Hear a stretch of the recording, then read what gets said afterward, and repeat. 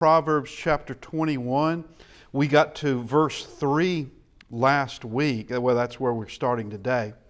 And it is a principle that all these are going to be seen as principles that are found throughout the Bible. And 21 and verse 3, to do righteousness and justice is more acceptable to the Lord than sacrifice. And that has always been the case. What does he mean by that? He does not want someone's sacrifices who do not obey him. He doesn't want their sacrifices. He wants obedience, then continue that obedience over into sacrifices. He's not so much interested in what you can sacrifice and how much you can sacrifice and to what degree you can observe those sacrifices. What he wants is righteousness and justice. In Matthew 9 and 13, also 12 and 7, I desire mercy and not sacrifice. Woe to you, scribes and Pharisees, hypocrites, for you tithe mint, cumin, and anise, and have forgotten the weightier matters of the law, the greater matters of the law. They had completely gone into this extraordinary extent to make sure that they were obeying the laws concerning tithing, these sacrifices, and yet what they had in fact done is that they had completely taken away the weightier parts of the law, which were justice, mercy, and faith. These you ought to have done without leaving the others undone. So the weightier matters of the law, the weightier matters would be that of justice and mercy, righteousness, those things, faithfulness, those things are the weightier parts of the law. He is not out for spectacular sacrifices. What did in 1 Samuel chapter 15, Saul, first king of Israel, what does he do? He is told to utterly destroy the Amalekites. And to utterly destroy the Amalekites, it means that none are left alive. He leaves someone alive. All right, he leaves Agag, the king, alive. He's also told to destroy everything, but he doesn't. They save the best of the flocks, the best of the cattle. And he tells Samuel, first off, that he's obeyed the voice of the Lord, and he hasn't. And then he says, we have saved these for sacrificing, which sounds really good, except that God didn't say he wanted them for sacrifices. He didn't say that. He wanted them destroyed. And then Samuel says in 15 verse 22, has the Lord as great delight in burnt offerings and sacrifices as in obeying the voice of the Lord? Behold, to obey is better than sacrifice, and to heed than the fat of rams. He wants obedience. And while we could say that the intent of Saul was good, not convinced that it was, but okay, we can say that his intent was good, that he's saving all these to take to some grand sacrifice. That's not what God called him to do at all. He doesn't want you doing something that he didn't tell you to do. And that would include really to me, I think it was just an excuse. It was just, he's making it up on the spur of the moment. But Hosea 6:6, for I desire mercy and not sacrifice, and the knowledge of God more than burnt offerings. And so to do righteousness and justice is more acceptable. That's what he wants. Now, were those sacrifices in the past, were they necessary? Yes. But he did not want people who had blood on their hands, murderers, thinking that somehow God accepted their sacrifice when clearly he did not. Verse 21-27, chapter 21-27, the sacrifice of the wicked is an abomination. How much more when he brings it with wicked intent? But the beginning of that is, it doesn't matter the intent with the beginning of that proverb. It doesn't matter about the intent. It could be the best of intent.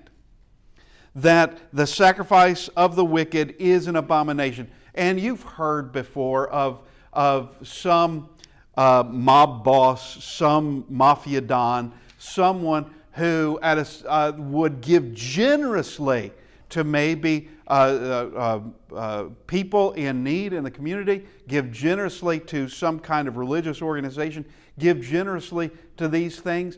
Okay, does that mean God now accepts them because they're showing some kind of generosity? Not at all. How did you get that money? And what wickedness are you doing from day to day to day to day? And here you're just showing a little bit of goodness, if there is good intent to it. I don't think there's anything done that doesn't have strings attached when you're talking about certain wicked men. There's always strings attached. And there is a wicked intent that is there. But regardless, let's just say the best of intent in it, to do righteousness and justice is far more acceptable to God. That's what he wants first. Now, we come to verse 4. Here are things that God hates: a haughty look, a proud heart, and the plowing of the wicked are sin. All right, let's look first. Let's go to this haughty look and proud heart. Man, going back to chapter 6 and verse 16, it speaks of a proud look and a lying tongue, hands that shed innocent blood. These are all together in an abomination to God, things he hates. In Psalm 101 and verse 5, the one who has a haughty look and a proud heart, him I will not endure. So this haughtiness, this haughty look, we come down to verse 24. A proud and haughty man, scoffer is his name. He acts with arrogant pride. He is not, his actions, his character, the things that he is, being proud and haughty, God hates those things. Now, we come back up to verse 4, the second part of the couplet here, and the plowing of the wicked are sin. So what's the plowing of the wicked?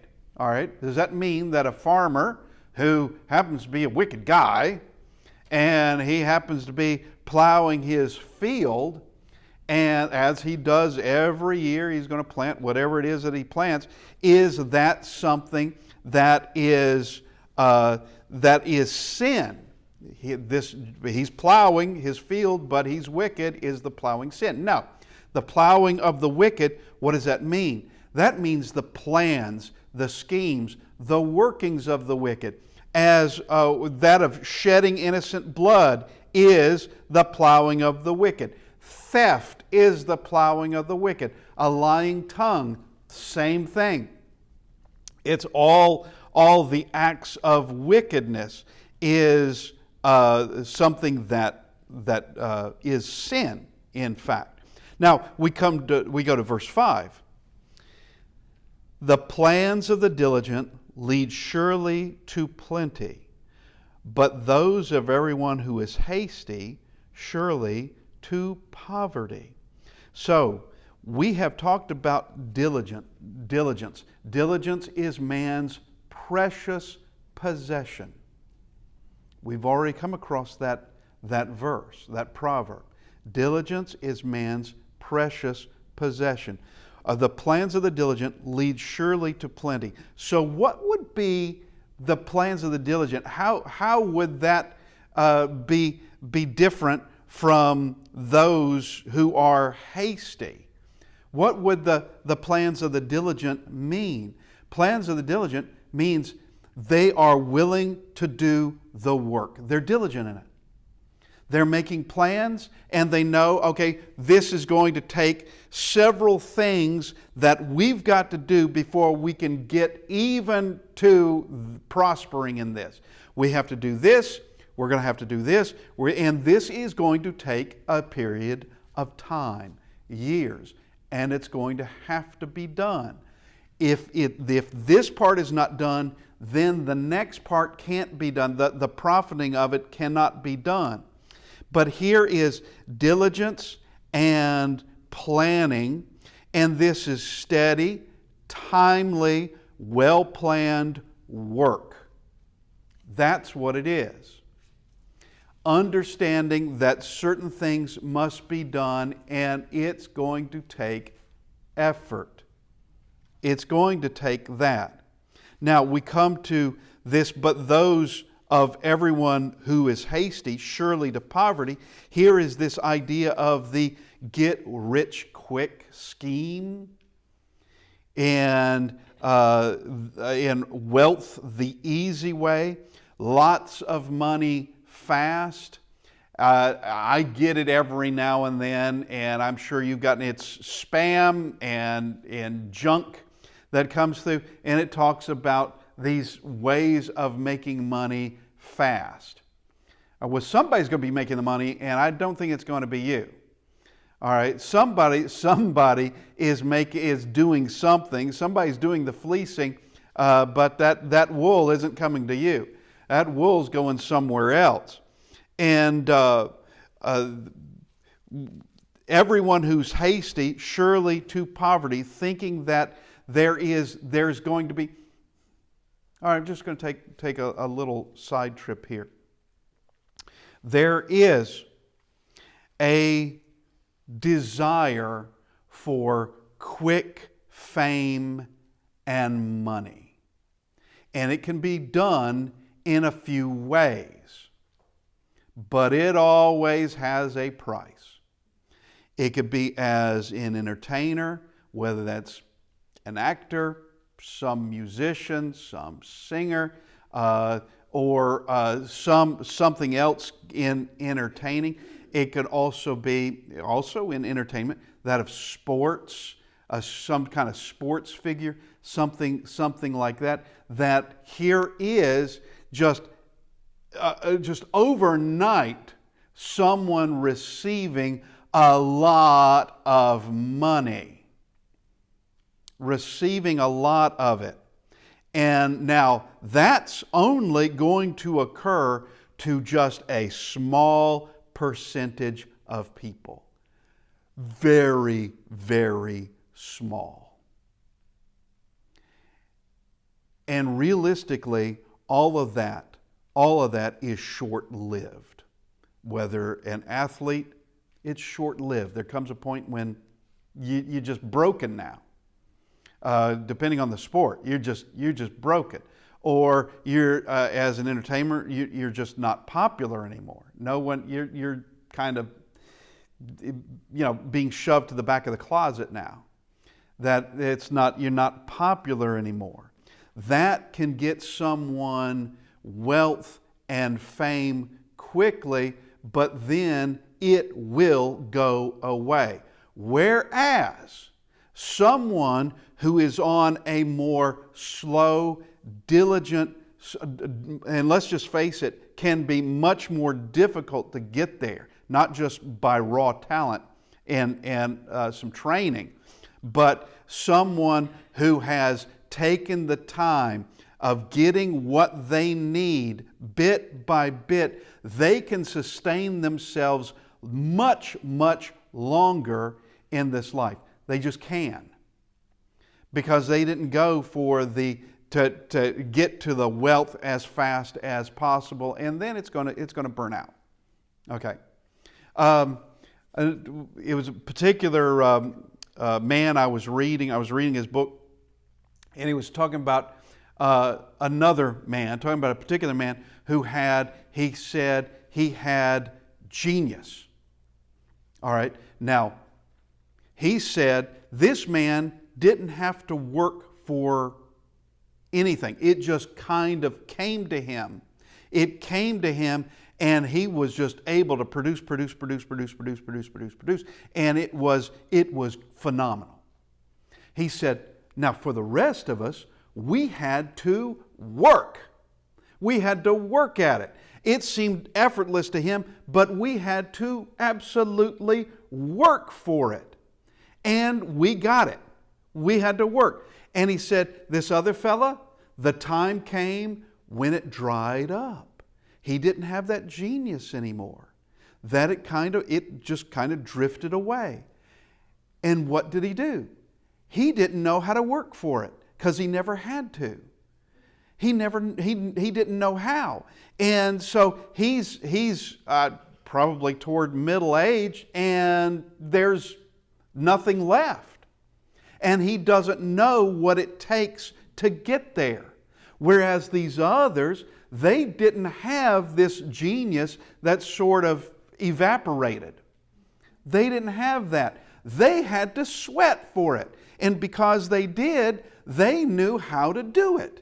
And they could continue consistently again and again beyond middle age and going into old age. They could continue to do it. And I think here is something that we need to understand is diligence. What do they say concerning success? It's like that small percentage of inspiration, a big percentage of perspiration. And I think it's probably 100% perspiration, if you ask me. But that success is going to take diligence. It's never going to come easy. Here a few years ago, I saw this video of a very young man who wrote a book. I don't even know what kind of book it was. Some sort of self-help book, something. And it was the first book he ever put out. And it somehow it just became a overnight success. It was just boom. It was just overnight success. And then all of a sudden, he's giving these videos on how to do it. And I can't help but think, but that's only your first one. And I think you got kind of lucky with that one. I don't think this is going to last very long. I really don't. I think that this has obviously shocked you. Somehow you think whatever you do is going to turn to gold, and I'm not so sure it is. That this seems to be like a one-off sort of thing, of what you might call a one-hit wonder. That you managed to do this, but I'm not sure you're going to be able to manage to do it again. Come back to me in about 30 years of success, and I'll want to hear you. Well, I won't be around, but come back and then let's discuss it, of how you have been successful all these years and kept it up, not just the flash in the pan. All right, let's go to verse 6. Getting treasures by a lying tongue is the fleeting fancy of those who seek death. Now, we have seen in Proverbs of those who have gone just, whether they knew it or not, they were after their own lives. Chapter 1 and verse 18, but they lie in wait for their own blood. They lurk secretly for their own lives. There is a behavior that is there of where, according to Proverbs, and I will always defer to the Bible, that this person really is seeking their own death. And they're not going after suicide. They're after this self-destructive behavior. But getting treasures by a lying tongue is a fleeting fantasy of those who seek death. All right? We also have verse 20 in chapter 20, verse 17, that of bread gained by deceit. Someone who is this con man or this con artist or this fraudster. And being a liar can be profitable. It can be. But not for very long. You can be a paid liar. And I'm sorry to say that there are salesmen who I was sure they were a paid liar. That you are telling me something I highly doubt. I do. And you're doing this because of your job and you want to keep your job. But if getting treasures by a lying tongue, that's all fleeting. And is there something deeper involved in this? Yeah, this self-destructive behavior. Proverbs 11 and verse 18, the wicked man does deceptive work. And also 10 and verse 16, the wages of the wicked is sin. The wages in which they get it, and all of this is sin. We go to verse 7.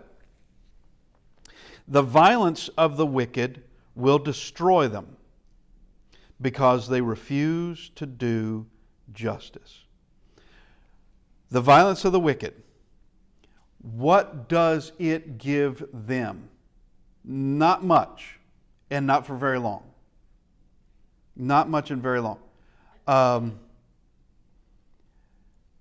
I have seen in my life, and I can also look at things in history, that someone who is a violent person, and depends on their level, it does. It depends on level.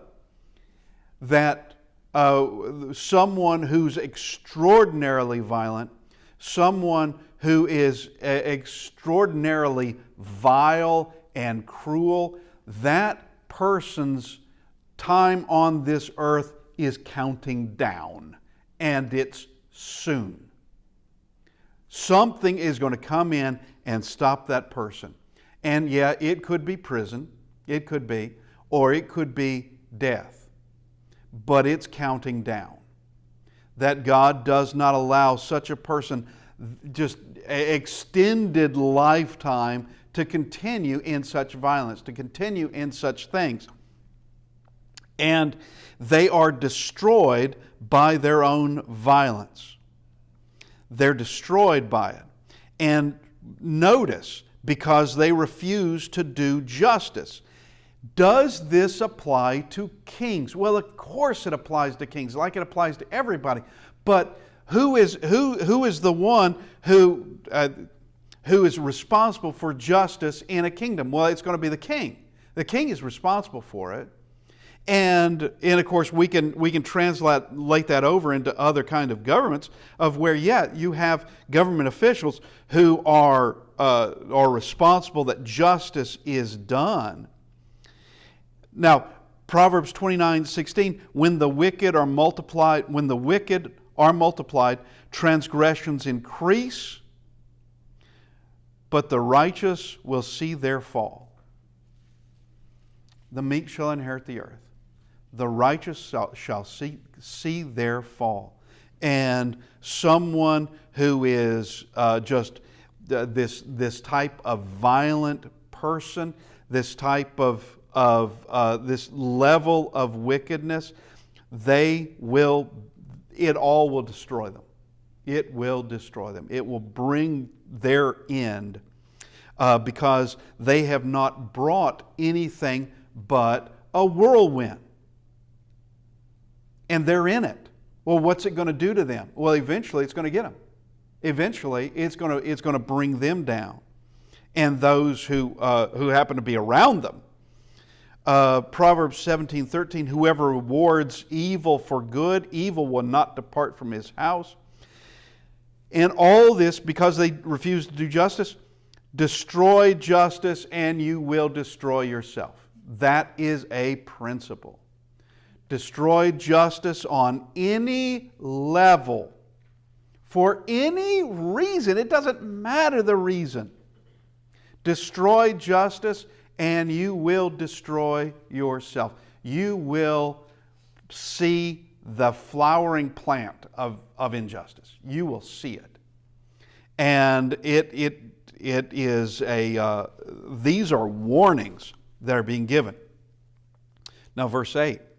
The way of a guilty man is perverse, but as for the pure, his work is right. All right, the way of the guilty man. Well, this is his chosen path.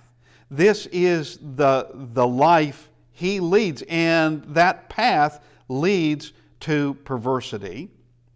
And in 21:29, a wicked man hardens his face. The way of the guilty man is perverse. All right, let's go to just beginnings, the beginnings of all this. When God goes to Adam, let's just go there. Let's go to Genesis chapter 3. I want us to see some things. Genesis chapter 3. And verse 8. And they heard the sound of the Lord walking in the garden in the cool of the day, and Adam and his wife hid themselves from the presence of the Lord God among the trees of the garden. Well, they have sinned. Then the Lord called to Adam and said to him, "Where are you?" So he said, "I heard your voice in the garden, and I was afraid because I was naked and I hid myself." And he said, that is God said, "Who told you that you were naked? Have you eaten from the tree of which I commanded you that you should not eat?"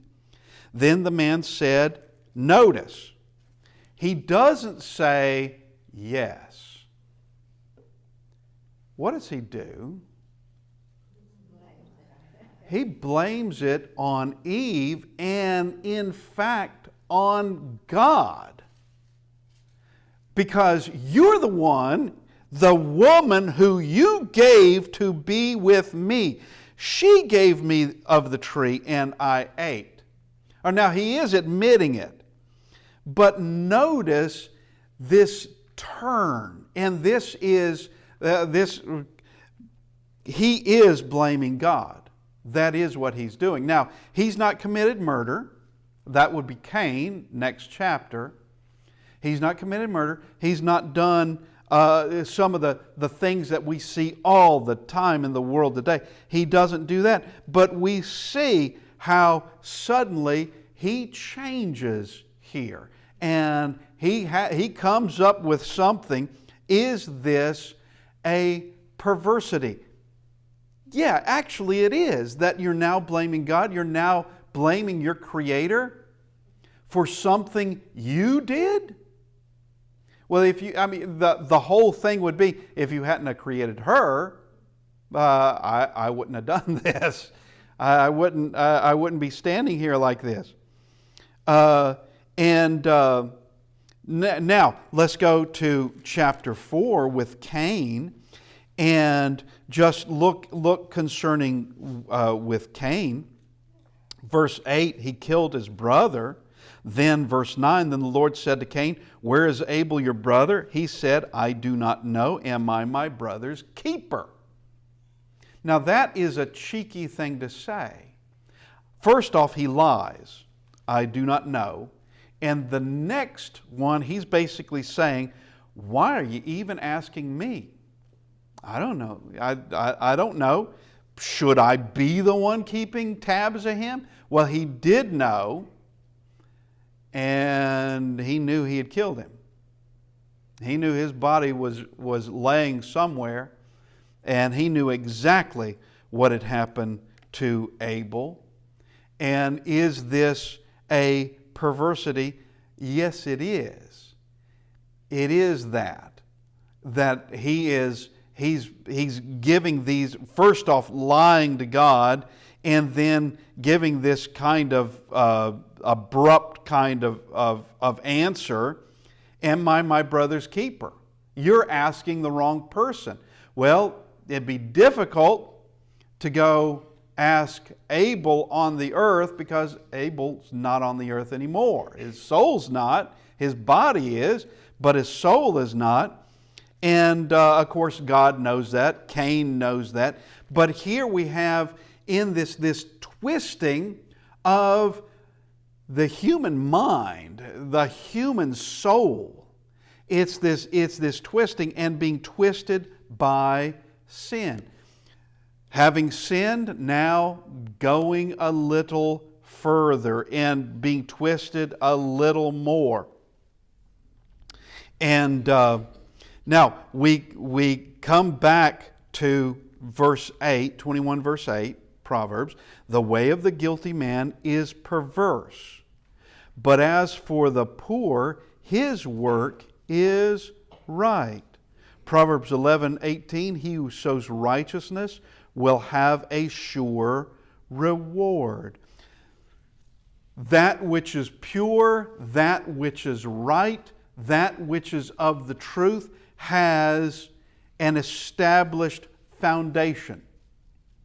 It is stable. It brings about stability. It brings about everything good.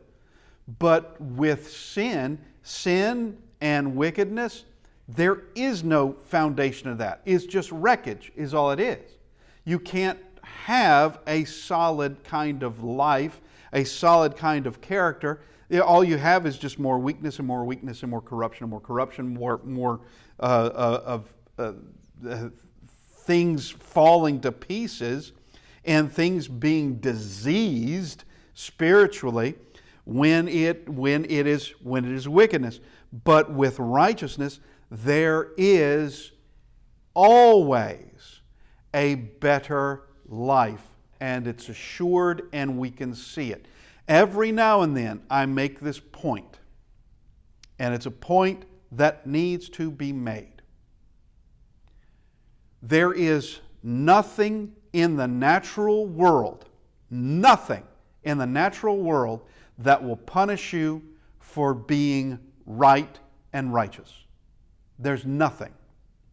There is no disease that comes about by living right. Now, there are diseases that are spread around. Yes, there are diseases in this life, and they hit the wicked and they hit the righteous. But it's not as a direct result of righteousness that this is done. In talking to a man years ago, he had been to the doctor, and I told him, and this is not a bragging point, it's just a point that should be made in all of this.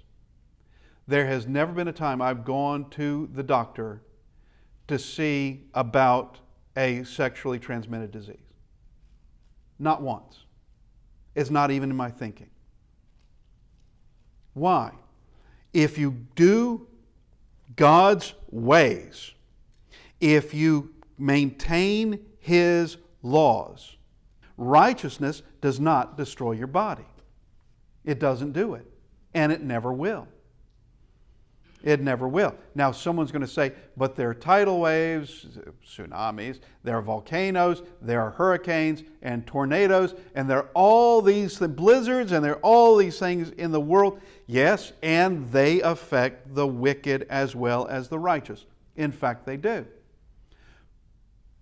But someone whose house is destroyed by a tornado, that tornado doesn't hit their house because of the wickedness in that house. That's by happenstance. That's by an act of nature. I'm talking about there are direct results for living a sinful life. There are direct results that are there. And they can affect you bodily. They can do it. Now, but as for the pure, his work is right. And it's established there. And we have been given assurance after promise, after every kind of statement by God, of a surety.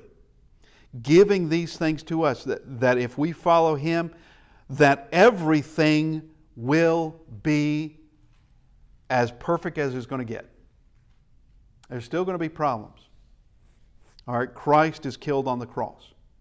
Stephen is stoned by madmen. So was Paul. There are things that do occur, but if we remain pure, then everything will be as good as it's ever going to be. And there is a reward, and a reward that you cannot possibly imagine. It's one that will occur in this life, and then there is heaven. In this life of a peace, of blessings you didn't even know existed, of all the things that are so much better for all of us. Now, verse 9. Better to dwell in a corner of a housetop than in a house shared with a contentious woman.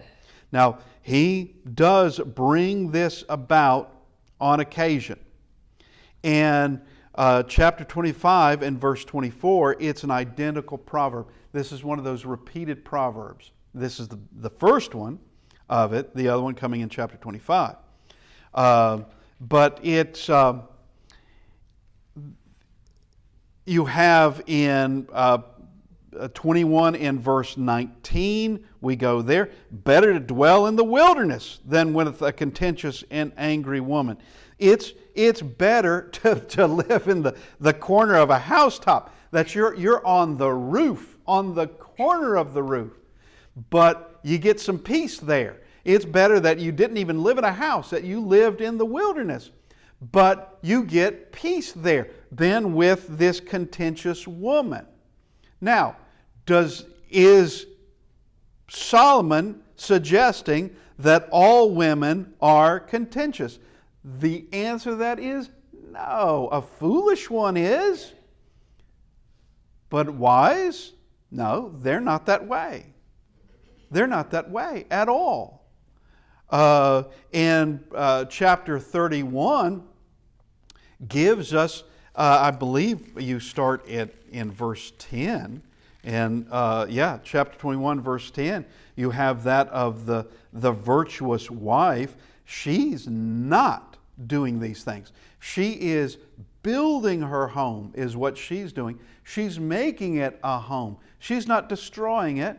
She's not wishing you, she's not making you wish you were on the corner of the housetop or in the wilderness. She's not doing that.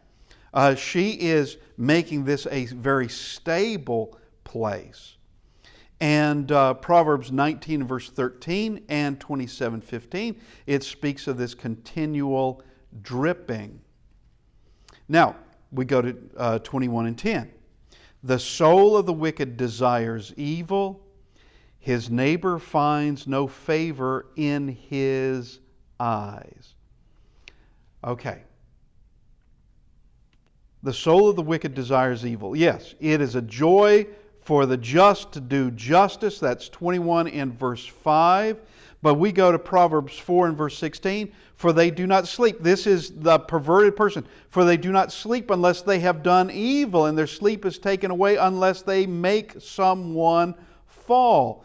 The soul of the wicked desires evil. That's what they want. That's what excites them. That's what brightens up their eyes of some kind of evil that is to be done.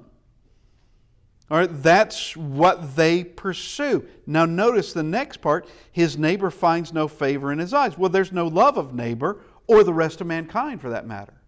Not in the wicked man. There's no love for their neighbor at all. Now there are, let's just face it, there are public figures who you can tell that is a wicked person. And that wicked person can act. Not that they're necessarily an actor by trade, but they can act. They can act like they have a love for everybody. Well, that wicked person probably does not. Probably doesn't have any love truly have love for neighbor at all. And here's the thing. If you are okay with any innocent person dying, any innocent person being murdered, I should say, then you have no love for mankind at all. It's as simple as that. If you can approve the death of an innocent person, that person is going to be put to death, then knowing very well that's an innocent person, knowing very well, then you have no love for mankind at all, whatsoever. A love for yourself, sure, but for the rest, and a love for those close to you, probably. But for mankind in general, no, not in the least. And the one who is wicked desires evil and desires the next thing, the next thing, the next thing, the next thing. And where does it stop? Well, you're driven by sin, driven by wickedness, a slave to sin. If you're a slave to sin, sin doesn't stop. It's not going to stop the train when you went to the point where you're comfortable. It'll be the next step, or I should say stop. And it doesn't really stop for very long. It'll be the next station and the next station and the next station and the next station. It will continue on. It's an addiction. Addiction, and we can also call it that slippery slope, where you began way up here and you ended, well, you continually going down, continually, and it's just an escalation, is what it is. Now we have run out of time. I appreciate everyone being with us. We'll continue on verse 11 next week. Thank you, everybody.